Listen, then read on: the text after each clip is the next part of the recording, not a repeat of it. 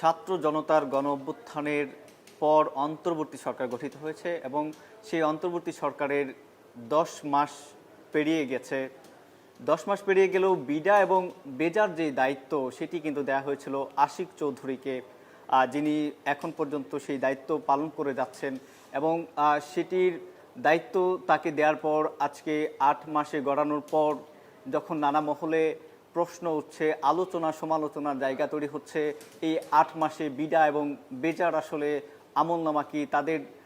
পক্ষ থেকে ফলপ্রসূ কী ধরনের কার্যক্রম এসেছে, এরকম যখন নানা মহলে আলোচনা সমালোচনার জায়গা তৈরি হচ্ছে, ঠিক সেই সময় এসে আশিক চৌধুরী, যিনি বিডার চেয়ারম্যান, তিনি আজকে ফেসবুক স্ট্যাটাসের মাধ্যমে তাদের যেই 8 মাসের আমলনামা এবং তাদের যে কাজ সেটি কিন্তু তিনি লম্বা দীর্ঘ একটা স্ট্যাটাসে কিন্তু তিনি অনেকটাই পরিষ্কার করতে চেষ্টা করেছেন এবং সেটিরই একটি চিত্র, সেটিরই একটি লিপি, যেটি দলিল, সেটি আমাদের হাতে রয়েছে এবং সেখানেই আমরা দেখব যে আসলে তিনি কি বলেছেন। আসলে এই 8 মাসে বিডা এবং বেজায় তাদের যে কার্যক্রম সেটি আপনাদেরকে জানানোর চেষ্টা করব। তিনি বলছেন যে তাদের কাজ মূলত 3টা এরিয়াকে লক্ষ্য করে তাদের কাজ কিন্তু তারা করে যাচ্ছেন। সেখানে তিনি বলছেন যে বিনিয়োগ বান্ধব পরিবেশ তৈরির লক্ষ্যে পলিসি এবং এক্সিবিশনের ক্ষেত্রে নির্দিষ্ট পদক্ষেপ নেওয়া, অর্থাৎ বিনিয়োগ বান্ধব পরিবেশ তৈরির কথা তিনি জোর দিয়েছেন। তার যে 3টা কাজের কথা তিনি যেটা বলছেন তার মধ্যে একটা হচ্ছে বিনিয়োগ বান্ধব পরিবেশ তৈরি করার যে অভিপ্রায়, তিনি কিন্তু সেটা এখানে ব্যক্ত করেছেন এবং তিনি দ্বিতীয় নম্বরে যেটি বলেছেন, অর্থাৎ তাদেরকে যারা বিনিয়োগ করছেন সেটিকে কেস বাই কেস, অর্থাৎ ইস্যু সমাধানের মাধ্যমে অ্যাম্বাসেডর তৈরি করার যে বিষয়টি, সেটি তিনি আসলে তার যে দ্বিতীয় কাজ সেটিতে তিনি উল্লেখ করেছেন এবং পরবর্তীতে তিনি বলেছেন দেশের ইমেজ ইমপ্রুভ করার পাশাপাশি একটা সলিড ইনভেস্টমেন্ট পাইপলাইন সেটি যেন তৈরি হয়, সেই লক্ষ্যেও কিন্তু বিডা এবং বেজা কাজ করে যাচ্ছে। অর্থাৎ তিনি এই 3টা বিষয়কে তিনি ফোকাস করেছেন, বিনিয়োগ বান্ধব পরিবেশ তৈরি, অ্যাম্বাসেডর তৈরি এবং ইনভেস্টমেন্টের যে পাইপলাইন সেটি যেন তৈরি করে যেতে পারেন, এই লক্ষ্যে কিন্তু বিডা এবং বেজা কাজ করে যাচ্ছেন। অর্থাৎ পরবর্তীতে যারা বিডা এবং বেজার দায়িত্ব পালন করবেন তারাও যেন এই পাইপলাইনের কাজটাকে যেন অব্যাহত রাখতে পারেন, সেই লক্ষ্যে কিন্তু তাদের এই যে 3টা যে কাজ সেটি কিন্তু তারা নির্দেশ করেছেন। আমরা দেখব যে তিনি 3টা যে বিষয়টা উল্লেখ করেছেন তার মধ্যে তিনি খুব বড় করে 3টা পার্ট কিন্তু এখানে তিনি দিয়েছেন। প্রথম পার্টে যেটা বলা হচ্ছে যে, অর্থাৎ তারা বলছেন যে শুরুর দিকে 200-রও বেশি দেশি বিদেশি যেই উদ্যোক্তা এবং সিও রয়েছেন তাদের পরামর্শ অনুযায়ী 30টি পদক্ষেপ শনাক্ত করা হয়, তাদের মধ্যে 18টি নির্দিষ্ট সময়সীমার তুলনায় এগিয়ে আছে। অর্থাৎ তারা বলছেন যে বিভিন্ন বিনিয়োগকারী এবং উদ্যোক্তা যারা রয়েছেন তাদের সাথে পরামর্শ করে তারা কিন্তু 30টি কাজের যে 30টি পদক্ষেপ, অর্থাৎ বিডা এবং বেজায় 30টি পদক্ষেপ নেওয়ার কথা তারা বলছেন এবং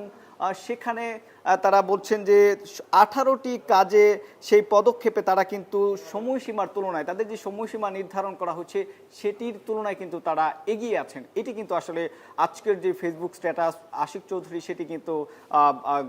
তারা কিন্তু নিশ্চিত করেছেন এবং তিনি তার পরবর্তীতে বলছেন যে 7টিতে অন ট্র্যাকে রয়েছেন, অর্থাৎ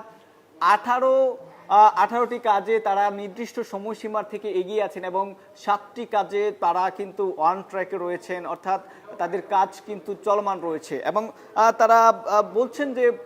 5টি কাজে কিন্তু তারা তাদের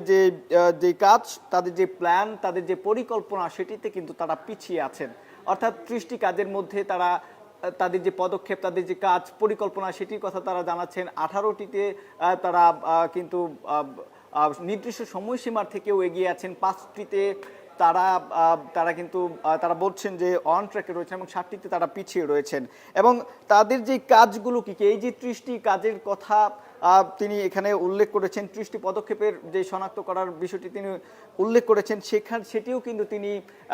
একদম ক্রমিক সারিবদ্ধভাবে সিরিয়াল অনুযায়ী সেটি কিন্তু তিনি সুন্দর করে তার যে ফেসবুক স্ট্যাটাস সেখানে কিন্তু তিনি উল্লেখ করে দিয়েছেন এবং আমি যদি প্রত্যেকটা পদক্ষেপ আপনাদেরকে পড়ে শোনাই, যে তিনি বলছেন যে ইনভেস্টরস কনসালটেশন, অর্থাৎ প্রথম ধাপে তিনি বলছেন যে অরিজিনাল টাইমলাইন থেকে এগিয়ে আছি, প্রায়োরিটির অর্ডারে নয়। অর্থাৎ তিনি বলছেন প্রায়োরিটির অর্ডারে নয়, অরিজিনাল যে টাইমলাইন সেখান থেকে তারা কিন্তু এগিয়ে আছেন। এবং দ্বিতীয় যে পদক্ষেপ সেখানে তিনি বলছেন যে 100টি ইকোনমিক জোনের বদলে 5টিতে ফোকাস করা, সেই 5টিতে বিদ্যুৎ, গ্যাস, পানি, অন্যান্য ইনফ্রাস্ট্রাকচার এবং এর একটা রুটম্যাপ পাবলিশ করা, অব্যবহৃত জমিতে সোলার পার্ক করা, সামরিক শিল্পের সক্ষমতার জন্য একটি মিলিটারি ডিফেন্স ইকোনমি জোন চালু করা। এটি হচ্ছে তার দ্বিতীয় নাম্বার যেই পদক্ষেপ, তার যে কাজ সেটি। এবং তিনি পরবর্তীতে বলছেন যে প্রতি মাসে আন্তঃমন্ত্রণালয় কোঅর্ডিনেশন মিটিং চালু করা, অর্থাৎ সেই মিটিংয়ের মাধ্যমে ব্যবসা পরিস্থিতি আলোচনা, সমস্যা সমাধান যেন হয়, সেই আলোচনা পর্যালোচনা কিন্তু তারা করবেন। অর্থাৎ তারা বলছেন যে প্রতি মাসেই তাদের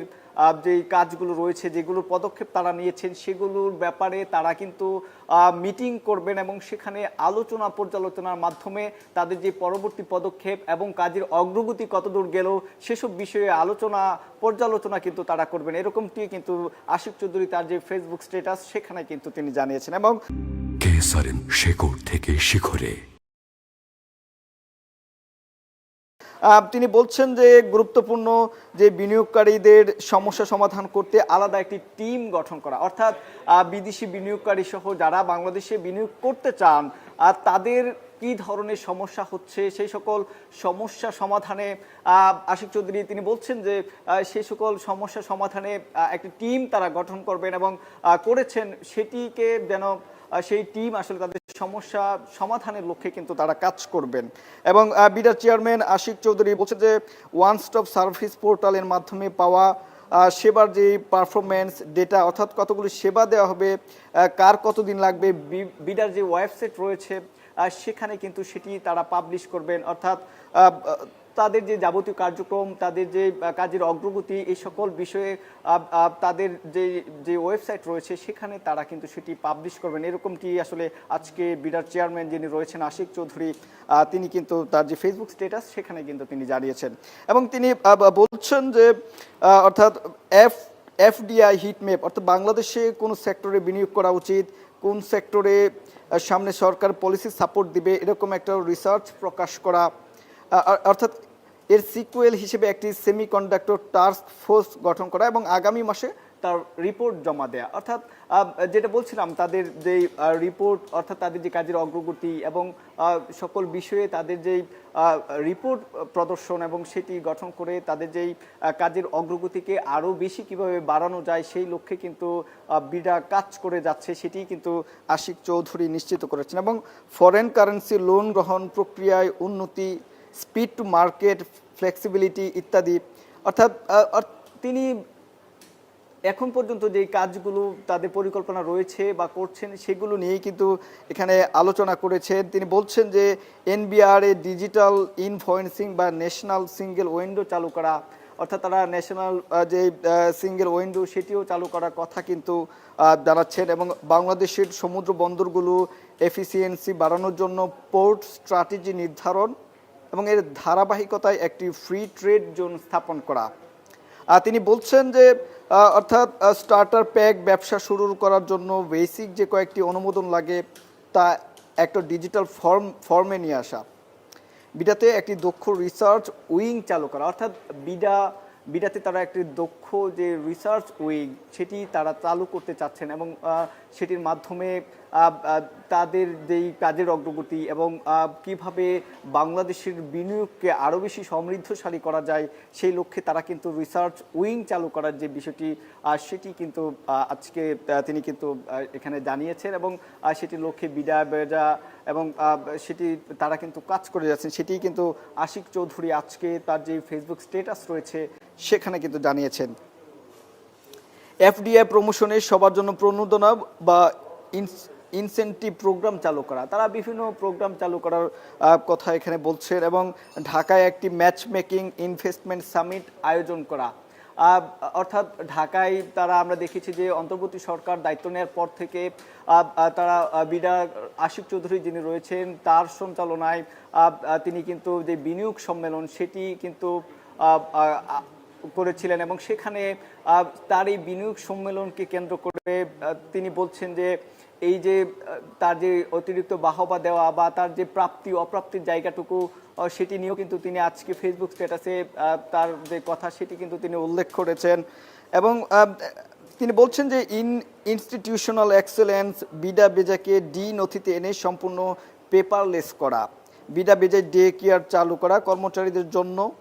বিডা অফিসে বিনিয়োগকারীদের জন্য এবং কর্মচারীদের জন্য ক্যান্টিন মিটিং ফেসিলিটি চালু করা। তিনি বিডা এবং বেজা অফিসে যারা কাজ করবেন, যারা কর্মচারী রয়েছেন, যারা বিডা অফিসে কর্মরত রয়েছেন তাদেরকে বিভিন্ন সুযোগ সুবিধা এবং তাদের কাজের যেন আরও বেশি অগ্রগতি হয় এবং তাদের কাজগুলো যেন আরও বেশি ফলপ্রসূ ভূমিকা রাখে সেই লক্ষ্যে তাদেরকে বিভিন্ন সেবা প্রদান যে কার্যক্রম সেটির কথা কিন্তু তিনি এখানে উল্লেখ করেছেন। এবং তিনি তার পরবর্তীতে যেটি বলছেন যে কমিউনিকেশন স্ট্র্যাটেজি বা যোগাযোগ কৌশলের উন্নতি, এখানে পরিমার্জিত নতুন ওয়েবসাইট যেটা এই মাসের শেষে লঞ্চ হবে, বিডা এবং বেজার social media presence, LinkedIn, x, Facebook এবং লোগো রিভার্ন স্টার্টার ইত্যাদি। অর্থাৎ তিনি বিভিন্ন সামাজিক যোগাযোগ মাধ্যম সহ বেশ কিছু জায়গায় বিডা এবং বেজার যে কার্যক্রম সেটিকে যেন আরও বেশি ভালোভাবে উপস্থাপন করা যায়, অর্থাৎ কমিউনিকেশন যেই বিষয়টি, যোগাযোগের যে বিষয়টি সেটির উপর কিন্তু অনেক বেশি গুরুত্ব দিয়েছেন এবং সেটির লক্ষ্যে কিন্তু তারা কাজ করে যাচ্ছেন। এবং তিনি বলছেন যে এনবিআর, পরিবেশ মন্ত্রণালয়, বাংলাদেশ ব্যাংকের প্রতিনিধি বিডা অফিসে কোলাকেট বা সংস্থাপন করা, প্রত্যেক সরকারি অফিসের ব্যবসায়ীদের জন্য একজন ফোকাল পয়েন্ট পার্সনের নাম পাবলিশ করা। তিনি বলছেন ওয়ার্ক পারমিট, ভিসা ও সিকিউরিটি ক্লিয়ারেন্স ব্যবস্থার উন্নতি। তিনি ওয়ার্ক পারমিট যে ভিসা রয়েছে সেটি এবং সিকিউরিটি ক্লিয়ারেন্স যেটি রয়েছে এটি এই ব্যবস্থার যে উন্নতি সেটি করার কথাও কিন্তু এখানে জানিয়েছেন। অর্থাৎ আমরা এখন পর্যন্ত তিনি যেটি বলছিলেন যে প্রথম 8টি কাজ কিন্তু 18টি কাজ কিন্তু তিনি সময়ের থেকে, তারা কিন্তু 30টি কাজের কথা বলেছিলেন, সেখানে 18টি কাজ সময়ের থেকে তারা অনেক বেশি এগিয়ে আছেন। আমরা কিন্তু এই যে প্রথম যে 18টি এখন পর্যন্ত যেগুলো পড়লাম, যেগুলো উপস্থাপন করলাম, সেখানে কিন্তু এই 18টি কাজ অর্থাৎ সেগুলো কিন্তু তার যে নির্দিষ্ট সময়সীমা রয়েছে সেগুলো থেকে তিনি এগিয়ে রয়েছেন। এবং পরবর্তী যে কাজ তিনি পরবর্তী 7টি কাজ তিনি বলছেন যে সেগুলো তারা অন ট্র্যাকে রয়েছেন এবং সেই 8টি কাজ আমরা কিন্তু সেই 7টি কাজ কিন্তু আমরা এখন দেখব। যে তিনি বলছেন যে বিডায় গুরুত্বপূর্ণ ইনভেস্টরদের জন্য রিলেশনশিপ ম্যানেজমেন্ট টিম চালু করা এবং একই সাথে 2 বছরের একটি প্রোগ্রাম ডিজাইন করে প্রাইভেট সেক্টরের দক্ষ অফিসারদের দেশের জন্য কাজ করার সুযোগ দেয়া। অর্থাৎ তিনি বলছেন যে প্রাইভেট সেক্টরে যে সকল দক্ষ অফিসাররা রয়েছেন তাদেরকে যেন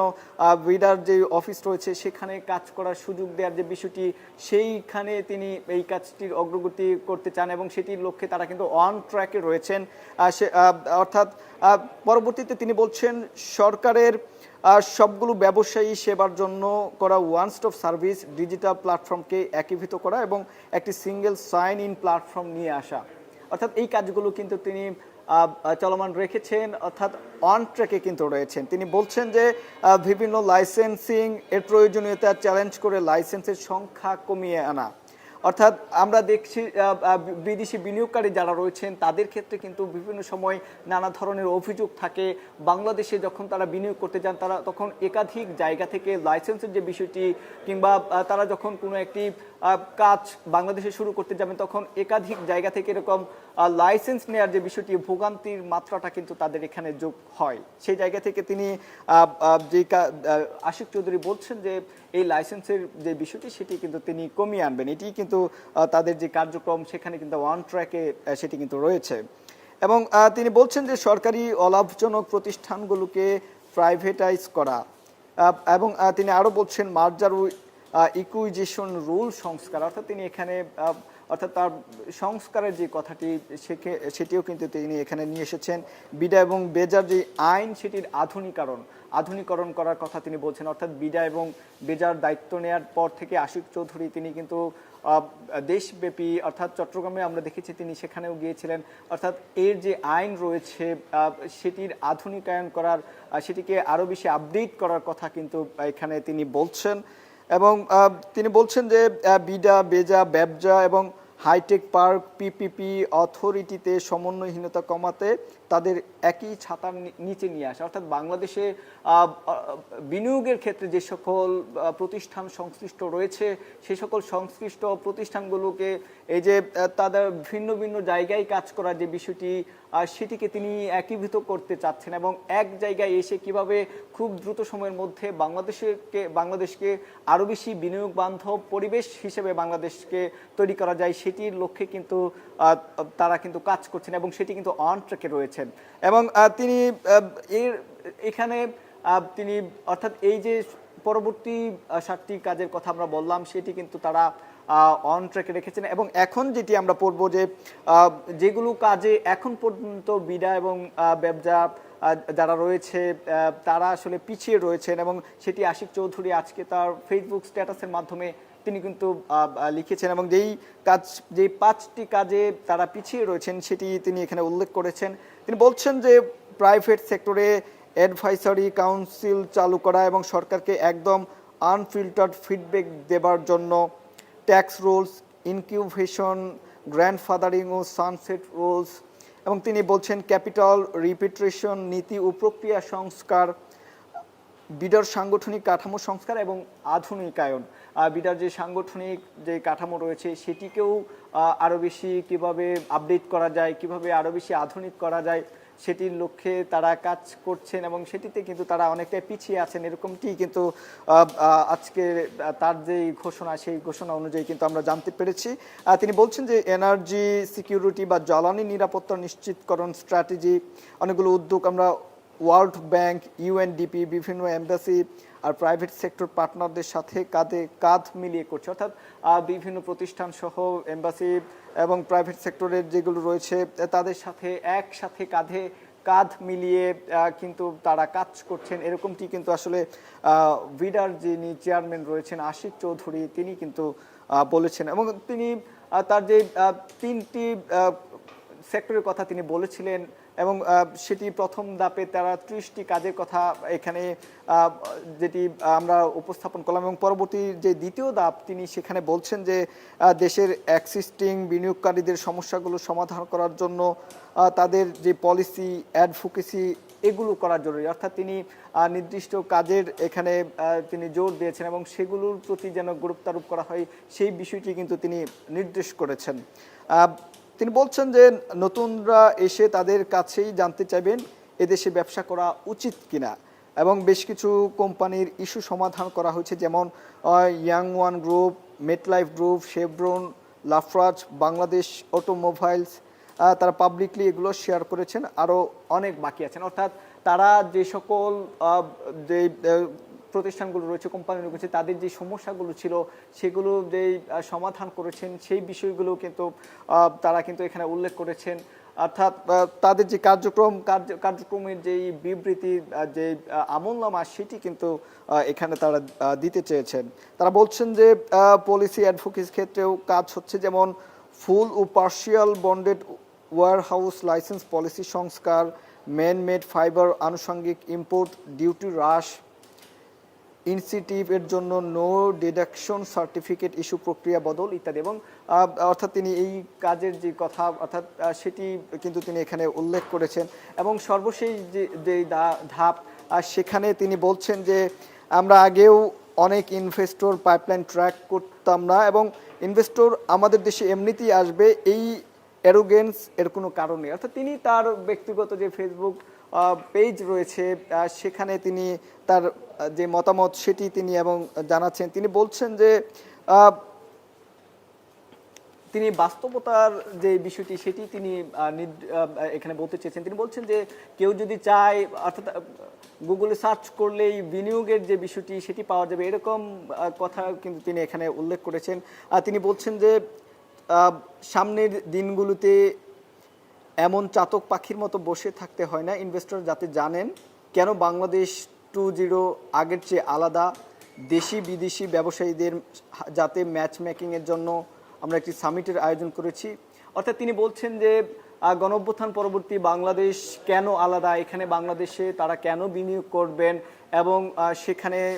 তারা আসলে কিভাবে ব্যবসায়ীদের সাথে ম্যাচ মেকিং হয় সেটির আয়োজন তারা করছেন এবং তারা বলছেন যে চীনকে ফোকাস করে একটি সবার জন্য আয়োজন করবেন এবং আরেকটি হচ্ছে চীনকে ফোকাস করে, অর্থাৎ বাংলাদেশে বিনিয়োগ করার ক্ষেত্রে তারা চীনকে খুব বেশি গুরুত্ব দিচ্ছেন। অর্থাৎ যে সামিটের কথা তারা বলছেন সেখানে একটি সবার জন্য উন্মুক্ত থাকবে এবং আরেকটি শুধুমাত্র চীনকে ফোকাস করে তারা কিন্তু সেই সামিটের আয়োজন করবেন, এরকমটি তারা কিন্তু আসলে আশিক চৌধুরী যিনি রয়েছেন তিনি আজকে তার ফেসবুক স্ট্যাটাসে কিন্তু তিনি এরকমটি বলেছেন এবং তিনি বলছেন যে 675 জন বিনিয়োগকারী এসেছেন এই প্রোগ্রামগুলোতে এবং দ্বিপাক্ষিক মিটিং হচ্ছে বাংলাদেশি ও বিদেশি উদ্যোক্তাদের মধ্যে 300-রও একটু বেশি, অর্থাৎ 675 জন বিনিয়োগকারী কিন্তু বাংলাদেশে এসেছেন এবং তিনি বলছেন যে বিদেশি উদ্যোক্তাদের মধ্যে সেটি কিন্তু 300-রও অধিক ছিল, এরকমটি